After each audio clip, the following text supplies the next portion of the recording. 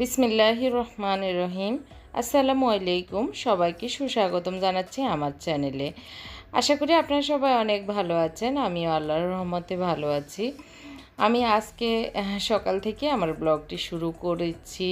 তো সকালে একটু সবজি মিক্স ডাল দিয়ে সবজি রান্না করছি, সেটা আমি দুপুরে রাতেও যেন হয় সেই হিসাবে একটু বেশি করে কুটে নিয়েছি। গতকালকে আপনারা দেখেছেন বাজার করেছে, সবজি এনেছে, তো সেখান থেকে মিক্স সবজি রান্না করছি, কোনো মাছ মাংস ছাড়াই। জাস্ট মানে নিরামিষ যে সবজি ডাল দিয়ে সেটাই। তো পরিমাণ মতো লবণ, হলুদ, মরিচ, কাঁচামরিচ, পেঁয়াজ, তেল দিয়ে একটু ভেজে নিচ্ছি। নিয়ে আমি ডাল দিয়ে দিব, মশারির ডাল দিয়েই আজকে সবজিটা রান্না করছি। তো একটু ভুনা ভুনা করবো যাতে রুটি দিয়েও খেতে পারি, ভাতের সাথেও খেতে ভালো লাগে।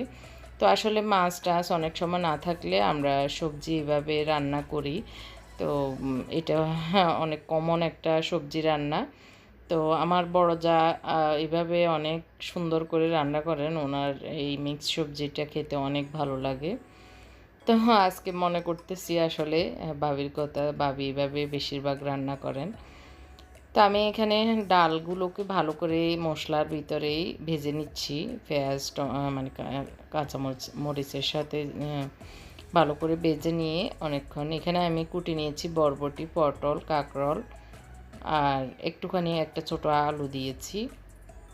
তো সব কিছু দিয়ে ভালো করে এখন আমি নেড়ে ছেড়ে এগুলোকে একটু হালকা মানে ভেজে কষিয়ে নিব আর কি। নিয়ে তারপর পরিমাণ মতো পানি দিয়ে রান্না করে নিব, যতক্ষণ না এগুলো নরম হয়ে যায় আর কি, ততক্ষণ পর্যন্ত আমি এভাবে এখন আমি এগুলোকে এভাবে ঢাকনা দিয়ে দিচ্ছি একটুখানি জিরা ধনিয়া পাউডার দিয়ে ঢাকনা দিয়ে এখন নেড়েচেড়ে আমি রেখে দিব। একটুখানি পানি বের হলে ওটার ভিতরে একটু কষানোর পরে আবার 1-1.5 কাপ পানি দিয়ে আমি রান্না করে নিব আর কি।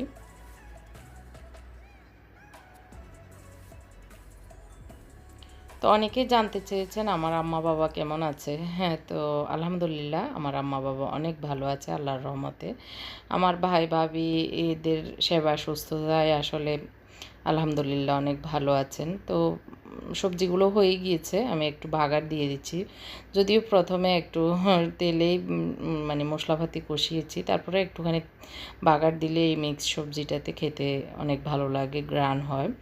তো যেটা বলছিলাম, আমার বাবা মা আল্লাহর রহমতে ভালো আছে। আমার ভাই ভাবি অনেক টেক কেয়ার করতেছেন আসলে ওনাদের, এমনিতেই করেন, তারপরে এখন অসুস্থতার কারণে আরও বেশি ওনারা সচেতন।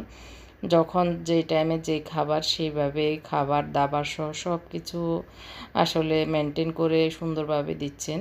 তো আমাদের সকালের নাস্তা আজকে এইভাবেই খাচ্ছি সবাই, এইভাবে রুটি, ডিম আর সবজি।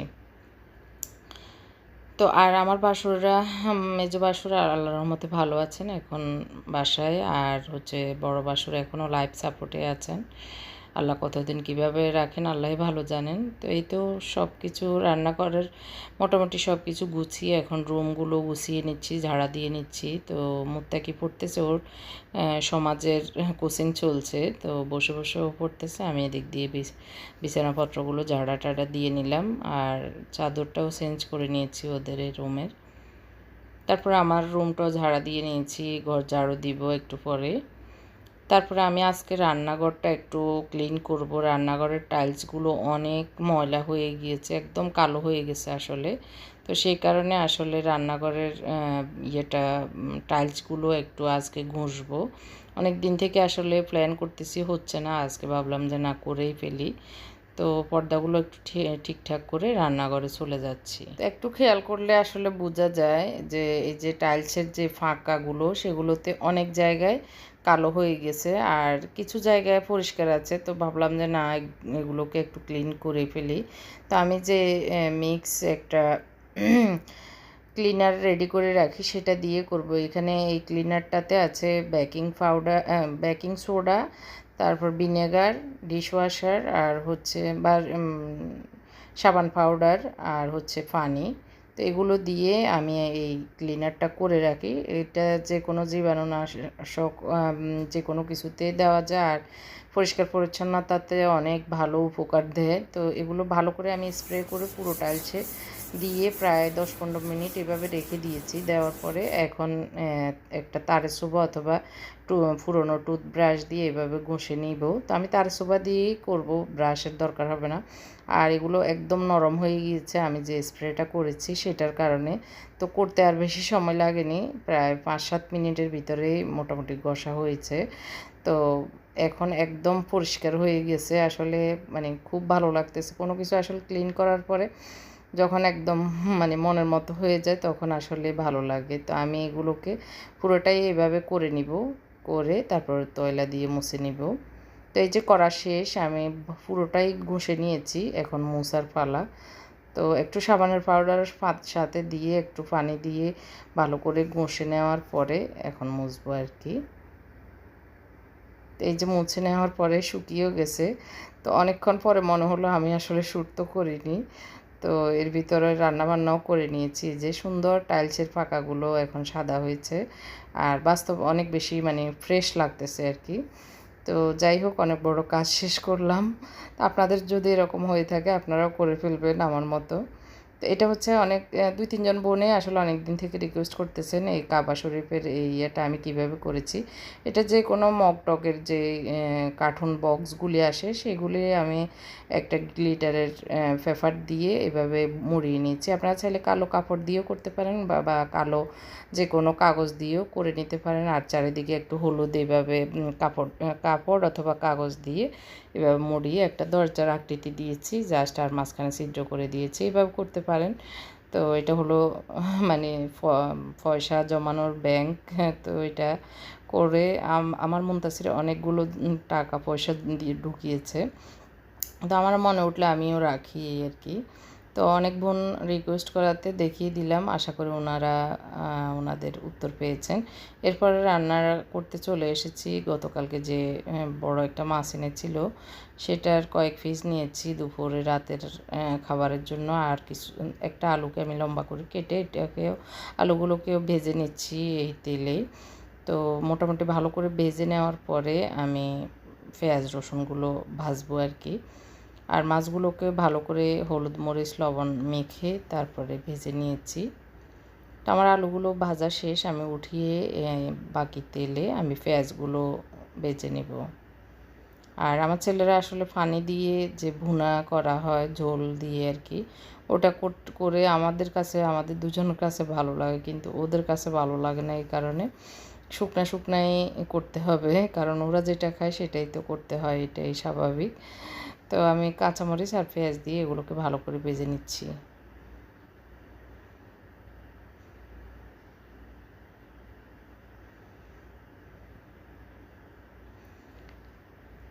একটু রসুন দিয়ে দিচ্ছি, দিয়ে এগুলোকে ভালো করে ভেজে নিব। একটা টমেটো দেব। তো আজকে আসলে তাড়াহুড়ো করে করতে গিয়ে আমার পেঁয়াজগুলো অনেক বড় বড় টুকরো হয়েছে, আর একটু কুচি করে নিলে বেশি ভালো হতো আর কি। তারপরেও আসলে মাঝে মধ্যে যখন বেশি তাড়াহুড়ো থাকে কিছুই করার থাকে না, তো একটু লবণ দিয়ে দিচ্ছি। আর পরিমাণ মতো হলুদ লবণ মরিচ এগুলো যা যা দেওয়া দরকার সবই দিয়ে এখন আমি এগুলোকে ভেজে নেব। একটু ঢাকনা দিয়ে দিব যাতে একটু সফট হয়ে যায়। তো অনেকক্ষণ পর্যন্ত ভেজে নেওয়ার পরে আমি এখন এগুলোকে নেড়ে চেড়ে মাছগুলো ঢেলে দিব। ঢেলে দিয়ে আমি এগুলোকে আরও প্রায় 10 মিনিটের মতো ঢাকনা দিয়ে ভেজে নেব, যাতে মাছের ভিতরে পেঁয়াজ রসুনের যে মানে স্বাদ লবণ মরিচের সেগুলো যেন ঢুকে। সে কারণে ঢাকনা দিয়ে আরও 10 মিনিটের মতো একদম কম আগুনে রান্না করব। তো মোটামুটি আমার ভাজা শেষ, আমি এখন চুলাটা বন্ধ করে দিব। তো একটু মিডিয়াম আগুনে রেখেছি কারণ একটু পানি বেরিয়ে গেছে এই জন্য। তো এরপরে আমি আরও একটু ভেজে তারপর নামিয়ে নিয়েছি। এখন আমরা দুপুরে আজকে খেতে বসে গেছি। এই সকালের সবজি মিক্স সবজি আর মাছ ভাজি, আর কিছু নেই আসলে আজকে। তো আজকে আসলে আরও একটা কাজ করেছি, সেটা আগামী দিন দেখাবো। তো সেটা কি সেটা দেখাবো আগামী দিন। এখন খাওয়া দাওয়ার পরে বিকেলবেলা আমি একটুখানি হাতের কাজ করতে বসেছি। এখানে আমি নিয়েছি একটা একটা শাড়ি, শাড়ি আমার নিয়েছি, পুরনো এটা আমার শাড়ি। অনেক পুরনো। তো একটুখানি দাগ টাগও পড়ে আছে, এই যে করেছি অনেক এটা। তো এখন তো আর পরা হয় না, সেজন্য আমি এটা দিয়ে এখন যে সামনে ঈদ আসতেছে আপনাদের সাথে একটু আইডিয়া শেয়ার করছি। তো ঈদ উপলক্ষে ঘরে থাকা পুরনো শাড়ি দিয়েও কিছু করা যায় সেটাই। আর এখানে আমার ঘরে থাকাই কিছু জর্জেট কাপড়, পাতলা জর্জেট, এটা হচ্ছে যেটাকে বলে সেমি জর্জেট। এটা কিন্তু এমনি ভালো, খুব সফট মোলায়েম কাপড়। তো এটা আমার কাছে কিছু ছিল 5 গজের মতো, 5 গজ 7.5 গজের মতো, সরি 7.5 গজের মতো আছে। আর এটা হচ্ছে আমার অনেক আগের কেনা একটা বিছানা চাদর সেট আর কি, বালিশের কভার। তো এগুলো একটু করার পরে এখন আসলে কিছু খেতে ইচ্ছে করছে, তো আর এই ডিউগুলো একটু নরম হয়েছে, তো ভাবলাম যে একটু মেখে খাই। তো আমি একটু এগুলোকে খুলে ধুয়ে নিচ্ছি প্রথমে, নেওয়ার পরে এখন খুলে নিচ্ছি মাঝখানের যে ইয়েটা, সেটা অংশটা ফেলে এখন ভালো করে আগে কুচলিয়ে মেখে নিচ্ছি, তারপরে একটু লবণ আর পোড়া মরিচ দিয়ে মেখে খাই আর কি আমরা বানিয়ে। তো এভাবে ভালো লাগে, আর কোনো পদ্ধতিতে এটা খায় কি না আমি ঠিক জানি না। আমরা ছোটোবেলায় এভাবে মানে শুকনো মরিচকে পুড়ে তারপরে লবণ দিয়ে, শুধু লবণ দিয়ে এভাবে মেখে খেতাম। তো এখনও ওইভাবেই খাই, ভালোই লাগে এভাবে। তো আমার চিলি ফ্লেক্সটা আগে থেকেই করা ছিল, তো এই জন্য আর করতে হয়নি, এখন জাস্ট একটুখানি দিয়ে এখন খাবো। আসলে আমি এডিট করতে করতে আমার জিহ্বা দিয়ে পানি বের হয়ে যাচ্ছে, টক দেখলে আসলে এরকমই হয়। তো এখনও খেতে ইচ্ছে করছে এরকম। তো মজাই লেগেছে আসলে ইয়েটা, মানে ঢেউয়াগুলো পরিপক্কভাবে মানে ফেঁকেছে আর কি, মোটামুটি ভালোই মিষ্টি মিষ্টি, মজাই লেগেছে। তো আমি এবং মুত্তাকি খাচ্ছি। তো এরপরে আপনাদের ভাইয়া আজকেও আসলে দুপুরের আগ দিয়ে অফিসে গেছে, ওনার বিভিন্ন কাজ আসলে জমে যায়, আর কত বন্দি থাকবে আসলে। তো মাঝে মধ্যে ইদানিং একটু অফিসে যাওয়া শুরু করছে আর কি, একটু একটু বেশি না আসলে। তো কাজকর্ম তো আসলে করতেই হয়, পেটের ধান্দা তো করতে হয়।